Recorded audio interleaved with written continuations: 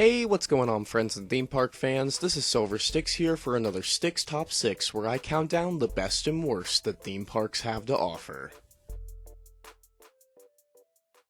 Alrighty folks, so back in February I made the top 6 best rides at Disneyland video, and I even made a top 6 best secrets in Disneyland video as well, but for whatever reason I completely ignored the topic that we'll be covering today. And as you can probably guess by the title, we'll be going in the opposite direction and looking at the top 6 worst attractions Disneyland has in store for us. And as always, because people still don't listen to me, when I say these are the worst attractions, I literally mean out of a list of all the rides throughout the parks, the ones on today's list are, in my opinion alone, the lower tier options you can find, and it's not going to bring down your trip by skipping over them too much. I genuinely mean no harm if your favorite rides appear on this list. I still even have fun on these attractions from time to time, mainly because the wait times are usually pretty low. But regardless, as always, I'm not a critic, I'm just a theme park fan like everyone else, and I'm just here to have a good time with you guys and count down some not so great Disneyland attractions. So with all that rambling out of the way, shall we just jump right into today's countdown? I believe so. Let's get right into it.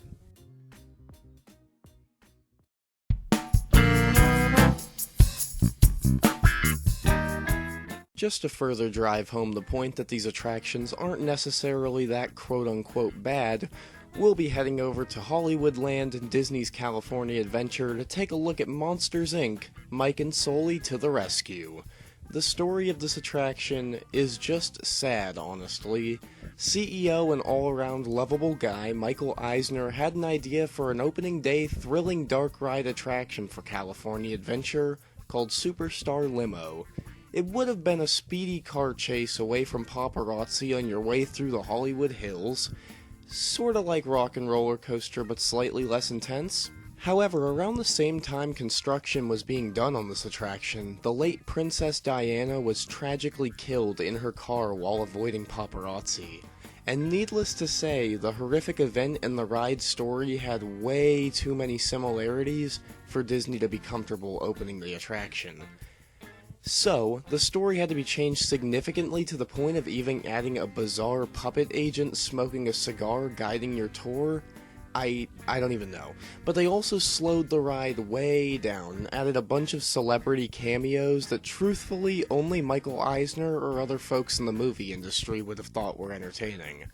Eventually, after the park opened and guests gave Superstar Limo a shot for themselves, it was almost universally hated and panned as a complete failure on Disney's part.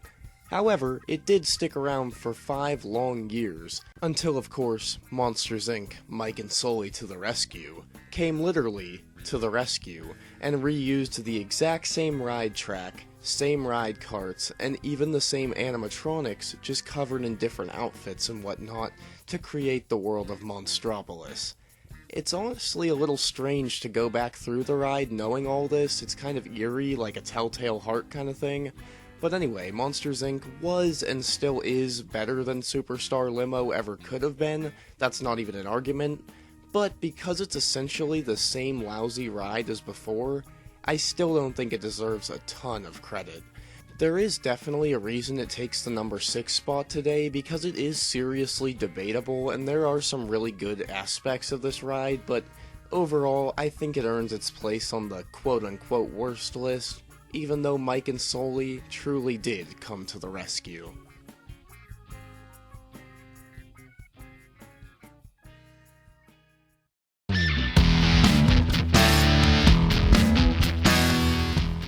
Next up, we'll be making our way over to Mickey's Toontown to go ahead and get right on the Gadgets Go coaster. And I do want to give this ride a bit of credit right off the bat. I just simply love the theming of it, every last bit. It's based off the character Gadget Hackwrench from the 1989 to 1990 cartoon Chip 'n Dale Rescue Rangers, which wasn't necessarily the most popular show or anything, but it was a personal childhood favorite of mine, and the nostalgic factor does get a few points for me for this attraction. But I have to be honest with you, that's about where the positives end with this one. Gadget's Go Coaster has a max speed of only 21.7 miles per hour, a max height of only 27.9 feet in the air, and it only lasts a measly 44 seconds from start to finish.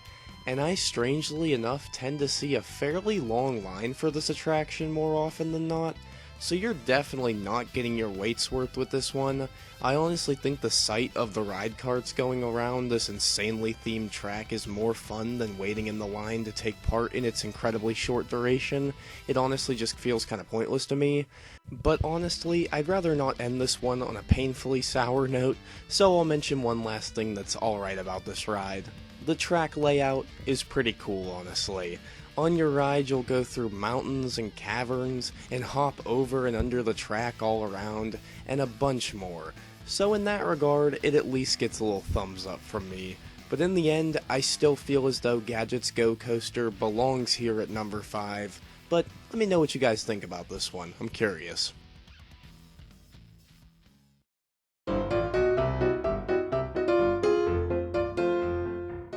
Yep, this one will certainly be controversial. Flying over to the incredible Pixar Pier, we'll be able to find all of Riley's emotions controlling the brand new inside-out emotional whirlwind.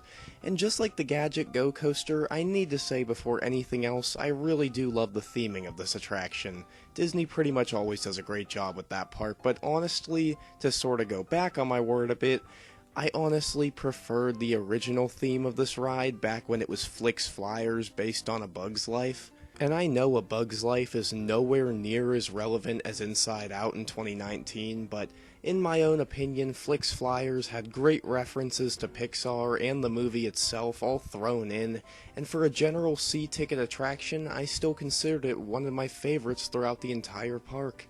I still think the theming is cool and all now, but in my opinion, when they took out Flix Flyers, they should have just took out this ride and put in a new one entirely.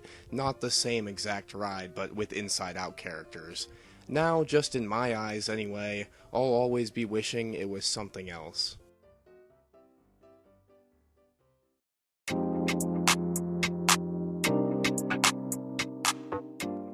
Strutting our way over to one of my favorite sections of any theme park ever, Cars Land at Disney California Adventure, where we'll be able to find one of the most bizarre and confusing attractions of all time, Luigi's Rollickin' Roadsters.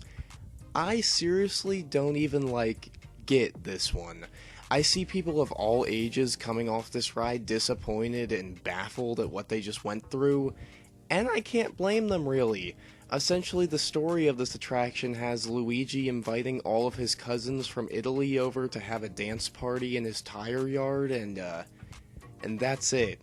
You get to sit in one of these 20 vehicles that essentially line dance throughout the parking lot, and it's very jerky and sporadic and weird, and I just don't understand who this is for. I'll say I understand why there's this random trackless ride here, and it's because the previous attraction in this spot, Luigi's Flying Tires, was a massive failure on all accounts, but Luigi's Rollickin' Roadsters really isn't that much better.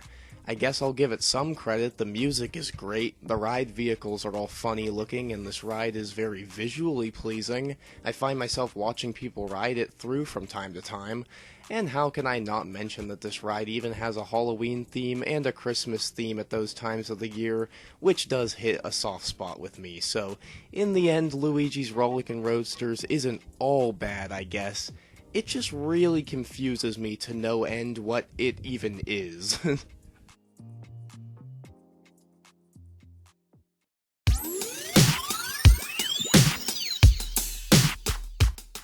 Swinging over to Adventureland for our number 2 pick today, where we'll be able to climb through and check out Tarzan's Treehouse.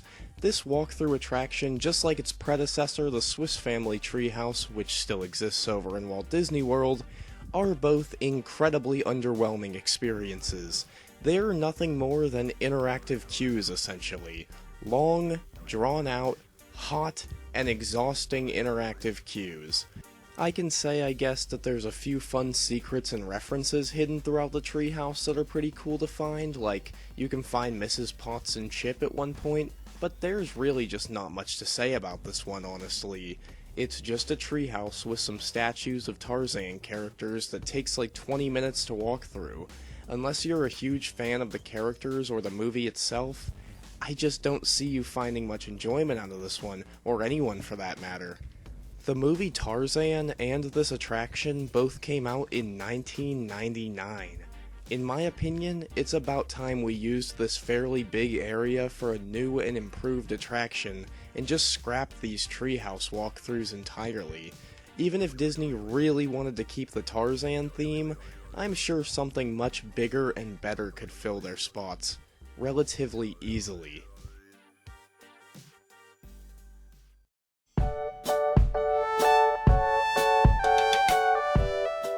Driving back over to Tomorrowland to finish off our list today with Disneyland's Automobile Utopia, or as we better know it as, the Autopia. Oh yeah, let me know in the comments if you guessed this would be number 1 today. It might have been a little obvious because I put the Tomorrowland Speedway at number 1 on my worst Walt Disney World rides list, and frankly, both rides share a ton of the same problems. The fumes are so strong from the ride carts, I feel like I could pass out whenever I'm even near this attraction. You can't change the fact people stop constantly, so you're forced to start and stop, and start and stop, and start and stop, until you're going crazy. And finally, this is a giant driving course, but it's all set on a track, so you hardly get to steer or anything, and your wheels constantly bump off the rails in the middle, and it's just a big mess. Basically, this is not go-karts, it's just irritating. And for whatever reason, no matter what Disney park you're at, these different raceway attractions always, and I mean always, have an enormously long wait time. I'm just like, how? Does nobody else see what's wrong with them? Am I the crazy one? The tracks for these rides are gigantic. If Disney got rid of them, there would be a ton of free space for new and much better non-toxic smelling attractions for everybody to enjoy. I could go on and on and on for hours about all my negatives towards these raceway attractions, but to end things on a slightly more positive note, I will say ever since the 2016 update, Autopia has been like 10% better than average. Not saying it's good or anything, but it is better than it used to be. And I'm a fan of the Asimo robots, I think they're funny, so solid move there genuinely. But unfortunately, with all of its other problems and my general distaste for it, Autopia still easily takes the number 1 spot as the worst attraction in all of Disneyland.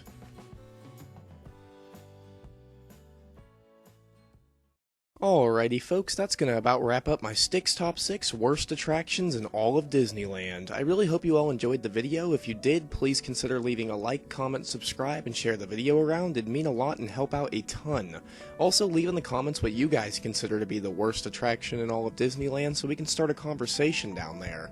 But anyway gang, with all that out of the way, this is Silver Stix signing out. I hope you have a great rest of your day, theme park fans. See you all next time. Peace.